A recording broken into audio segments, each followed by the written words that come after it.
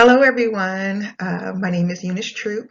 I am a dietetic grad student at Eastern Illinois University, and today I will be presenting my case study on pancreatitis.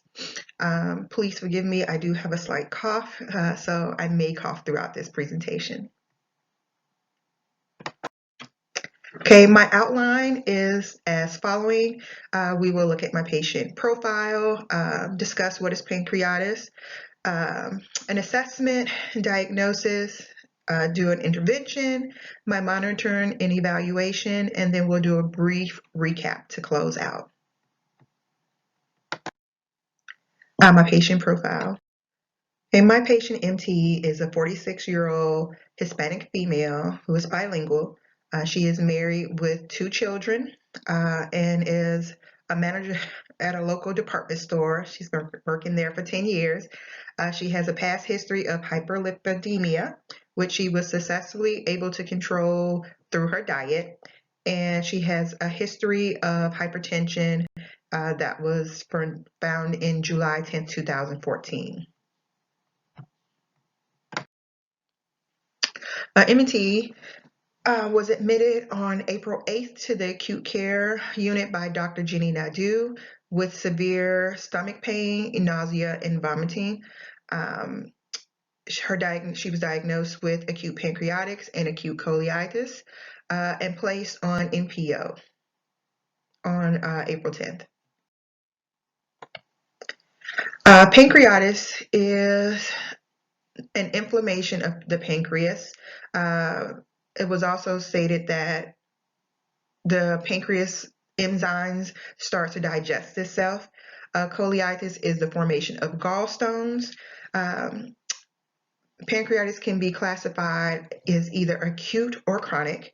Acute can go from mild to severe, and acute is a sudden and it comes and goes away within a few days of being treated. Chronic is reoccurring acute pancreatitis. That's long lasting and the pancreas does not heal. Both can be serious and cause complications, including bleeding, tissue damage, cysts, infections, and can also cause heart injury to the heart, lungs, and kidneys. And that is because from the release of toxins and enzymes that are released into the bloodstream. Pancreatitis is caused by gallstones, diabetes, high triglycerides, excuse me, genetic disorders, autoimmune disorders, cystic fibrosis, obesity, alcoholism, injury to the stomach, medications, and surgeries. And also, if you look to the right side of your screen, I've have listed other examples of causes for acute pancreatitis. Pancreatitis occurrence rates. Acute, there are 275,000 admissions per year. For chronic pancreatitis, there's 86,000 admissions per year. And according to the Pancreas Foundation, in chronic pancreatitis, there's a 10% mortality rate. Symptoms. The symptoms for acute pancreatitis includes upper abdominal pain, back pain, hypotension, fever and chills, rapid pulse, nausea, vomiting, abdominal tenderness and distension, shortness of breath, and jaundice. My patient was experiencing the symptoms in bold, and I also put the ones in red because those are usually with severe acute pancreatitis, and they could be life-threatening. Chronic would have the same symptoms as acute, but also unintentional weight loss and oily, smelly stools, or also known as stauria. Other ways to diagnose pancreatitis is through ultrasound, a CAT scan, the magnetic resonance cholangiopancreatography. Endoscopic ultrasound. My patient was diagnosed using an ultrasound. The ultrasound just shows the abnormalities of the pancreas. Treatment and protocol. Medical treatment includes NPO to allow the pancreas and the stomach to rest, IV fluids for dehydration, pain medication, of course, for the pain, antibiotics for any infection that may have occurred from all these enzymes running around, cholecystectomy, which is the removal of the gallbladder, the endoscopic cholangiopancreatography, which is they use a microscope and imaging fluids to examine and treat the bile ducts and the pancreatic ducts, and surgery, which is to remove diseased tissue. MNT for pancreatitis is NPO, which is again to allow the stomach and the pancreas to relax. Enteral nutrition. This is usually given once the patient has made it to day 7 or more without any oral nutrients. A clear liquid diet is to get some nutrients in, but also to gauge if the patient is able to tolerate solid food. So you start off slow. Low fat diet, because fats aggravate the pancreas, so we want to do 6 small meals as low fat. And then sometimes, as in chronic pancreatitis, we use enzymes, supplements, and then vitamins. Medical prognosis. There's an excellent chance of healing if pancreas is only mildly swollen, and the prognosis could be poor if the pancreas is severely damaged or if the inflammation is not contained to the pancreas. MT assessments and screening was diagnosed as acute pancreatitis with acute colitis. The symptoms were severe stomach pain, nausea, and vomiting, and on April 10th, NPO. The EMR shows no recent weight loss or accumulation of fluids, but as I was not able to examine this patient, I was unable to assess for any muscle loss, subcutaneous fat loss, or hand grip strength. On April 8th, in the emergency room, there was a 24-hour recall that was taken. Patient had 2 cups of coffee. They were black for breakfast, did not have an AM snack. Lunch consisted of a bologna sandwich, which is 2 slices of bread, 3 slices of bologna, and 1 tablespoon of mayo. PM snack was 1 cup of fat-free peach yogurt, and dinner was 1 8-ounce prime rib, a large loaded potato with bacon, cheddar cheese, sour cream, and butter, and 1 cup of green beans with bacon. Patient does not do late night snacks, but she did admit to 2 to 3 alcohol beverage per week. Anthropometrics, patient is 6'6", 172 pounds, and her BMI is 19.9 or 20, which puts her in the normal range. Biochemical data, I am not going to read through all of these. I did highlight some of my patient's lab values. Her potassium and her sodium, her potassium was high, chloride serums was high, glucose serum was high, magnesium was low, and her ALT and ASTs were high. The potassium, with it being high, could show dehydration or some problems with her kidneys. Chloride was high, could show through dehydration. This could be from her nausea and vomiting. Magnesium was low, which also can indicate dehydration. Low glucose could show that there was some pancreas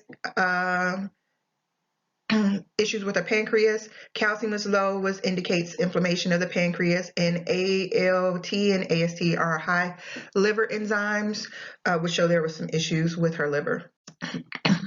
Also, she had pretty high triglycerol lipase and amylase. These also are high pancreatic liver enzymes, which is indicative to pancreatitis. Other significant results, her ultrasound show colitis, which is gallstones and biliary sludge. There was a buildup. PES statement. Inadequate oral intake related to acute pancreatitis as evidenced by nausea, vomiting, and abdominal pain, and NPO status. Nutritional needs, I calculated her calorie goals to between 1,800 and 2,000 calories, protein at 62 grams, and fluids between 18 to 2,000 milliliters. Diet order recommendations. I recommend that the patient continue with NPO and progress diet as tolerated. NPO minimize the production of pancreatic enzymes and bile, allowing the pancreas to rest. I would progress her to clear liquid diets just to gauge if she's having problem with nausea and vomit again, and then from there progress to a low-fat diet with 6 small meals per day.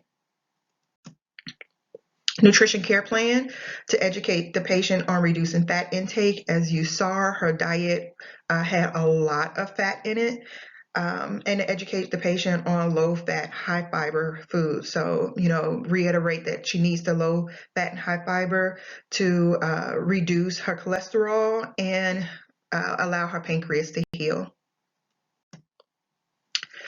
The acceptance of intervention and education. Patient has a high acceptance rate of adhering to intervention and education. I think the pain and discomfort from pancreatitis is a deterrent and would not want to be repeated. And low-fat and high-fiber foods are easy to incorporate into any diets. So I think that she has a great chance of following recommendations. Her nutrition goal. The goals for this patient is to get good PO intake. We want her to be able to use the gut. The patient is able to consume 50% or more per meals. We want to reduce the risk of malnutrition, so we want her to be able to eat. I want patient to be able to name at least 2 low-fat and 2 high-fiber foods. This would indicate the patient understands what's considered low-fat and high-fiber, and to maintain weight within 1 to 2% of current body weight, and that's to prevent any weight loss. And let me know that she's not experiencing malnutrition. Nutrition monitoring. So our goals is for patient to continue to have good PO, and then when she do eat, that she does not experience any pain, nausea, or vomiting. We also want to continue to monitor her percentage of meals that she's consumed to make sure we're not at risk for malnutrition. Follow-up is to continue to monitor her weight and food consumption, so we'll know that she's getting adequate nutrient intake. And her discharge would be to instruct patient to continue to eat a low-fat, high-fiber diet and give her some possible handouts on maybe eating a vegetarian diet and foods that are low in fat and high in fiber to keep her from experiencing more pancreatitis. So to recap, patient is a 46-year-old bilingual Hispanic female. She is 6'6", weighs 172 pounds, and has a BMI of 19.9 or 20, which puts her in a normal range. She was admitted to the acute care unit on April 8th with severe stomach pain, nausea, and vomiting.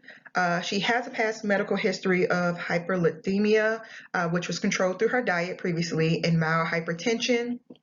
A diagnosis is acute pancreatitis and acute colitis by Dr. Nadeau. She was placed on NPO on April 10th, and her calculated needs was 1,800 to 2,000 calories. Protein was 62 grams, and fluids were between 18 to 2,000 milliliters.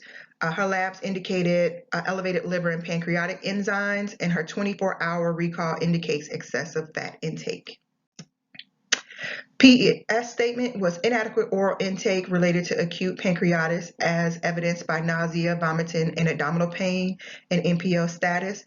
I did want to write up a PES on her fat intake, but because I did not have the opportunity to interview the patient, I couldn't assess her knowledge on that. Our intervention was to discuss the importance of reducing fat intake and educate on foods low in fat and high in fiber. A medical prognosis, this patient will make a full recovery due to this being her first incidence with pancreatitis, and these are just minor diet changes that she needs to control her inflammation, and reoccurring episodes will raise the risk of permanent damage and even death. Anticipate adherence. I participate. The MT will have an excellent chance of adhering to diet. The hospital stay can act as a deterrent, and she had success in the past with controlling her hyperlipidemia with her diet in the past. Thank you for watching my presentation, and I look forward to your questions. Bye.